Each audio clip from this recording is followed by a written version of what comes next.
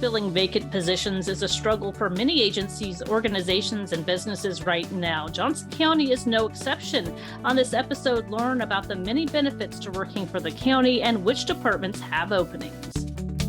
Whether you live in or just love Johnson County, Kansas, JoCo on the Go has everything Johnson County. Here's what's happening and what's coming up in the community you call home. Thanks for joining us for JoCo on the Go. I'm your host, Teresa Freed, a Johnson County resident and employee of Johnson County government. Johnson County has a big responsibility, providing programs and services to the community. The county is working hard to ensure residents get what they need despite struggles to retain and recruit staff. It's not a problem unique to just the county. Businesses all over are feeling that burden. Here to talk more about how the county is addressing this need, we have a great group of guests with us, including Deputy County Manager Maury Thompson and representatives from our emergency services and human resources departments. Thank you all for being here. And as I mentioned, we're going to go ahead and introduce each of you, or give you the opportunity to introduce yourselves. And we'll start with Tamiko. My name is Tamiko House. I'm with Johnson County Human Resource Department. I currently provide HR support for the District Attorney's Office and also the Department of Emergency Services.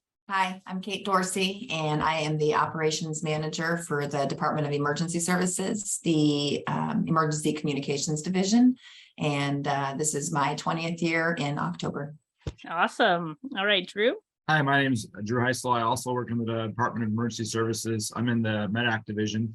I'm a paramedic and I'm a battalion chief. I currently serve as the South Battalion Chief on our C shift. All right, thank you. And Jesse. Hi, my name is Jesse Valdez. I'm starting my 29th year here at the Johnson County Sheriff's Office. I'm a sergeant in our administrative division, and I support our personnel unit as well. So thanks for the invite. I appreciate it. Yes, and thank you all for being here. And obviously, emergency services is one of those key areas. People rely on the county to provide those services. And so we're going to talk a lot more about that in just a moment. But first, do you want to just talk generally kind of about what some of the positions are that we have open across the county and why this is such a critical time? We need to talk about those openings and try to get those positions filled. So we do have a lot of positions that are available, ranging from our admin support roles. We have positions available at the Department of Corrections, whether it be a correctional officer. We also have positions for our dispatchers, our paramedics, our EMTs, our custodians. I mean, we just have a lot of positions that are available and open for recruitment at this time. So Maury, if you could talk a little bit about the challenges that the county has really had with recruitment and retention. So as we know, there are significant recruitment and retention challenges right now in the labor market, not only here in Johnson County, but across the region and quite frankly, across the country. We've been forced, if you will, to get very creative in trying to address some of those challenges. We were actually very fortunate that the Board of County Commissioners last May had just updated our human resources policies, really giving us some flexibility and some new tools, if you will, that allowed us to get more aggressive in this market. So for us, the timing was very good. We've introduced a number of those tools again to try to assist us in this market. We're now using sign-on bonuses. We're looking at relocation reimbursements for certain hard to recruit and hard to fill positions. We've been looking at things like vacation accrual acceleration, again, as one of those tools for recruitment of hard to fill positions. We've been using referral bonuses and in some of our areas within the organization that have large numbers of direct support or frontline workers. We have found these in particular to be a great tool to talk to their friends, their family about working for Johnson County and using the referral bonus. We've also looked at retention bonuses. Again, I talked about the dual challenges of recruitment and retention. Trying to retain people in this market has become critical for us. So we've been looking at retention bonuses again in those difficult to fill and hire for positions. And then we've been looking at other bonus mechanisms as well. All of these tools are meant to address the issues of recruitment and retention, but also trying to be a good steward of the taxpayer dollar by not adding to base salaries, that ongoing cost, if we can avoid it, and using one-time incentives, again, to try to address these problems. Typically when people think of government jobs, they might not think of competitive wages. They might think these are lower wage jobs. And so can you talk about how closely our human resources department really monitors what's happening out in the job market and tries to tailor salaries and benefits to be competitive?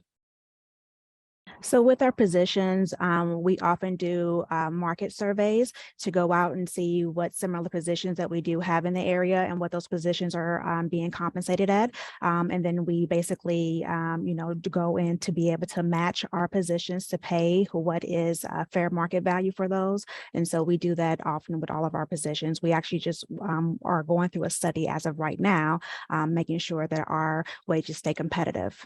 And I'm trying to remember what the term is. It's like the total compensation package is pretty impressive when you look at the salary and then all of those benefits that come along with many of the positions within the county. So great medical benefits for sure, dental, that free gym membership or reduced cost gym membership, depending on where you go. Those are huge benefits too. There's also a lot of training that is involved in a lot of the positions, not just that sort of on the job training, but like continuing your education. Can you talk about how the county supports that as well? So we do have tuition reimbursement. We do have where individuals who are continuing education, where they can basically get tuition reimbursement once they complete classes. And so we do offer that, which is also an excellent thing with our organization and what we provide. So when we talk about the need when it comes to recruitment and retention, emergency services is one of those critical areas. And people might not realize all the ways the county supports emergency services in the community. And so we want to talk a little bit about those services that are provided and also the need to recruit and retain for those positions. So we're going to start off with our 911 call center. So Kate, can you talk a little bit about what's happening with the recruitment and retention efforts? And with the staffing the way it is, we're always looking for people that are, the flexibility, the resiliency, and the ability to work anytime, which is, days, nights, weekends, evenings.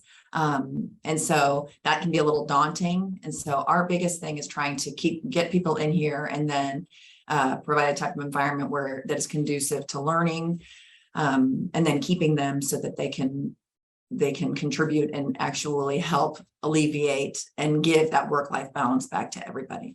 And that's our, right now, that's one of our biggest goals here. And what does the pay scale look like for those positions? Yeah, so a starting dispatcher, I believe the pay scale starts at $20.88 without experience, which is one of the best things about being a dispatcher. And by the way, what I do at the DES Communications is we are fire and medical for all of Johnson County. So we handle all fire and medical calls. And then we handle all the medical calls for Miami County to dispatch them. So it's a lot of calls. In fact, our call volume has increased at the end of this year, we're on goal to increase the 10,000 calls dispatched since 2017, which is significant. And it just goes to show how important the role is and how important it is for dispatching. One of the unique things about our employment is that there are no certifications required at all to become a dispatcher. So anybody can come in as long as you have a high school diploma and your background screenings and everything check out. You come in, we train you. And so we do all of the classroom, we do all of your CPR and we have an emergency medical dispatching protocol for every single caller, fire dispatching. We train on the job training, classroom training, everything, and we give that person everything they need. So everything that we do is in-house, and I think that's something that we can offer that somebody else might not be able to, where we do all the training in-house. So that's beneficial, I think. And which means we can always adapt our training to meet the requirements. We're at minimum staffing. We have to adapt our training and figure out ways to get somebody through quicker. If one of our call takers is giving CPR instructions and MedAct, one of Drew's folks get on scene and they triage them code blue, and then they triage them a critical. That means that our dispatcher was probably helped and assisted with getting that person to a critical. So we give them awards, and at the end of the year, we celebrate how many they've had throughout the year. We are an accredited agency, which is absolutely amazing. It means that we're following the same standards and providing the best customer service to the citizens as far as the medical dispatching and as far as the instructions and all of that goes. And we've been accredited since 2020, which is, I mean, I don't want to toot our dispatchers' horns, but I mean, I do want to toot their horns. They're amazing call takers. And so they have to have compliant calls. And so whoever has the most, we actually have a board up that shows all of their, how many compliant calls they've had for the month. And it's just a lot of things like that. Just little things that we do to recognize them. And that's important when people feel well supported in their job. That usually is a good indicator that they're going to be more willing to stick around too. So I think that's great. But it is a struggle right now. I mean, just like every place, we want to convey that there are openings, people can apply for these jobs, but we are still providing these critical services. So if you just want to reiterate that, Kate. Absolutely. There are, and again, going back to the work-life balance, that is something that with trying to get to a full staffing place where everybody's time off is protected time off, where they're actually going to have that off. Our call volume does not decrease, it is only increasing. The needs of the public are, it increases every single year, at least by 1,000, like I said, to 2,000 a year, our call volume is. And so we have to be able to meet those needs and not compromise any of our services or any of the integrity of anything that we're doing out on the floor with every single phone call, with every single, any interaction, any processing that we're doing of calls. So yeah, it's important, and it's a very important job. All right, thanks for that. And Drew, I'm sure you can kind of reiterate that same message. I know there's been a little bit of confusion about the decrease in number of ambulances out on the street, but the services are still being provided. So can you talk a little bit about that? We certainly have had our struggles during the pandemic of looking for qualified applicants, keeping qualified applicants. Our community has certainly been growing, and that didn't stop during the pandemic. So we had to grow our services during that time period, which certainly proved to be very difficult.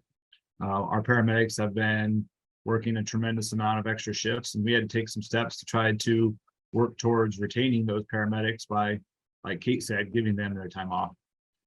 So we did reallocate some resources. Our community is still very, very well served by these resources. We reorganized some rigs, and we actually gained our ability to have another ambulance on the weekend. So the community is still well served. In Johnson County, our ambulances were always staffed with 2 paramedics. A paramedic certification degree can take you anywhere between 2 years, and a fast-paced course could be even 11 to 13 months. And so that essentially a paramedic has a very similar scope of practice as what you might consider an ER nurse. Many of the same skill sets. They can start IVs, work on airways, and do triaging, give a litany of medications. During our staffing struggles, we expanded our employee base to be able to attract and hire the best clinicians available. And so that allowed us to bring EMTs into our organization, increased our talent pool tenfold, allowed us to bring in EMTs that might already be in paramedic school. EMT education can take, it's around a 200 to 150 hour certification. So it's certainly a lot simpler to get their EMT certification, but a lot of times those EMTs find themselves wanting to do more and learn more, and they go through that paramedic track. So this is allowing us to get those folks into our organization and allow them hopefully to stay for a long, fruitful career. And so they also receive on-the-job training. So there's that advanced training before they even get in the door, but then they also have a lot of support when they're here. Can you talk about that? Yeah, that's one of those facets that make our organization stand out, and that we have our own education division, a division chief of education and 3 captains that help all of our employees maintain their certifications. I certainly in prior jobs didn't have any kind of support where I had to get all my certifications through conferences and those types of things on my own. I've worked at the county for 15 years and I haven't had to attend a single class on my own. So all of our education is handled in-house. So we can take that training of our new employees, our new recruits, and we can tailor our training to fill in the gaps of what those employees need to know. We've found that as we have recruited more aggressive, we are hiring employees and candidates with a wealth of information and knowledge from other services. So we can use that, use our own organic resources to fill in those blanks. That's terrific. All right. And Jesse, I know it's made headlines talking about the tremendous need for the sheriff's office to fill those positions. People probably don't realize it's not just sheriff's deputies out on, in the community, but we also serve our court system and other places. So can you talk a little bit about all the ways the sheriff's office is supporting the community? We do, yes. Thanks, Teresa. Besides patrol, which everybody sees, warrants and civil, we also probably our biggest manpower is in our detention centers. That we have 2 detention centers, a central booking facility, which is downtown Olathe, as well as right out here at New Century, Kansas, just north of Gardner, is our New Century Adult Detention Center. So, we're allotted for 500 deputies, and unfortunately, we have about 437. And we are in need of people that, have a heart for service. They want to come work with us, and they want to serve their community. And for many communities that don't have that support from the community, Johnson County does. They're very pro law enforcement. Certainly important in Johnson County, having that sense of safety. And again, we want to reiterate that even though these positions are down, the sheriff's office is doing everything it can to ensure continued safety. If you want to just speak to that. Yeah, we are. We are moving some divisions around. One being court security is what we are currently doing now. So those deputies that are assigned to that division are temporarily reassigned to our detention center. And we have another position that's open that's called a security specialist that you need 10 years of previous law enforcement to apply for. And that position is we have full-time positions, and also are implementing part-time positions as well to help staff those positions. And they are assigned to our courthouse. And right now they're working 410s and trying to keep that building and keeping that building secure as well while we go through these trying to hire people. All right, very good. So again, emergency service is very critical to Johnson County, very important to the residents. So if we have listeners out there who think they could potentially fill some of these spots, Tamiko, how do they apply? So you can go to our website, which is on our Johnson County government website. It is JoCo Careers. And if you go there, you're able to apply and see the jobs available. All right, that's terrific. And before we wrap up, any of you want to talk a little bit about why you are a public servant and why you enjoy working for the county? Yeah, I'll start off with that. Again, I wanted a career in law enforcement. I also wanted to help people. Johnson County Sheriff's Office has over 11 different divisions. It's different than a state trooper or a city police officer. There's a warrant civil, we have drug task force, we have a court security, court services, again, detention, patrol. We have a crime lab as well. And definitely this is it's a great career. It's a career that's very rewarding. Yeah, you can help people. And like we talked about earlier, a lot of great benefits, retirement, capers, KPNF, as well as health and dental. And it's just a great place to work. All right, anyone else? Yeah. Oh, sorry, Drew. I'll go ahead, Kate. You beat me to it.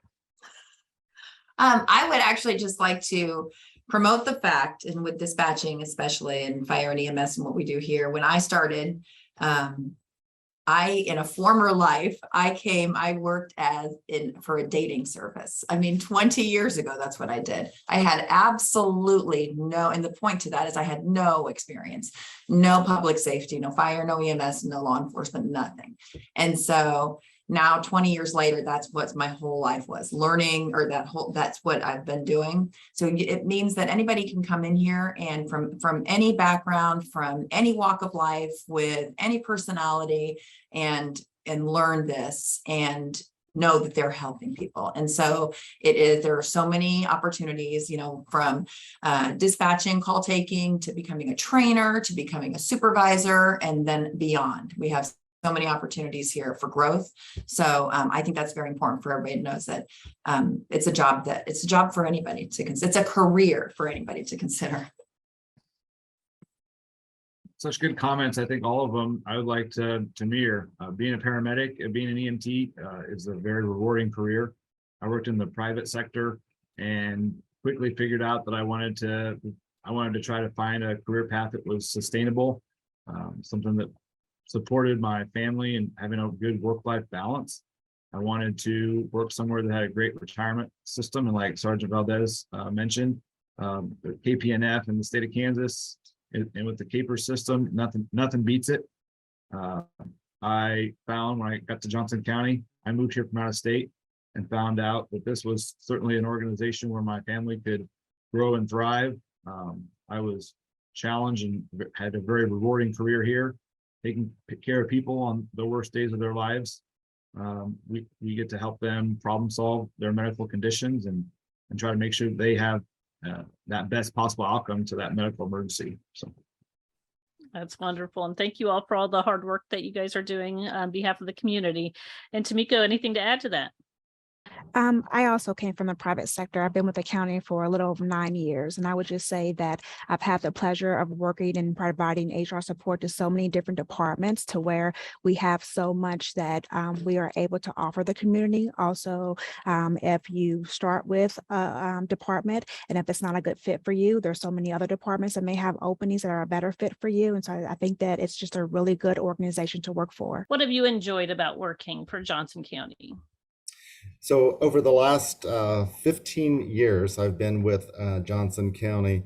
And when I think about what has brought me the most joy in being an employee of this organization, is the opportunity to work with some of the best and the brightest people in local government service. And I know you may hear that from others who work in other organizations, but I really do believe it's true here. It makes this job fun every day, coming to work with the best and brightest in the field who challenge you to think differently, to think creatively, and always to challenge you. Great information. And thank you all for, again, all the hard work that you're doing, and then also sharing the information about our openings and the opportunities available within Johnson County. So as Tamiko mentioned, you can just go to our website, jocogov.org. And at the very top, you'll see there's a career section. You can click on that and search for the jobs. It might be an opportunity to change a career or to further your career. There's lots of different ways to get involved with the community. And also, if you don't want to necessarily change careers, we also have lots of volunteer opportunities. That's a great way to get to learn the organization too, and maybe get your foot in the door that could turn into a career someday. So again, thank you all, and thank you for listening. You just heard JoCo on the Go. Join us next time for more Everything Johnson County. Have a topic you want to discuss? We want to hear from you. Follow us on Facebook and Twitter at JoCoGov. For more on this podcast, visit jocogov.org/podcast. Thanks for listening.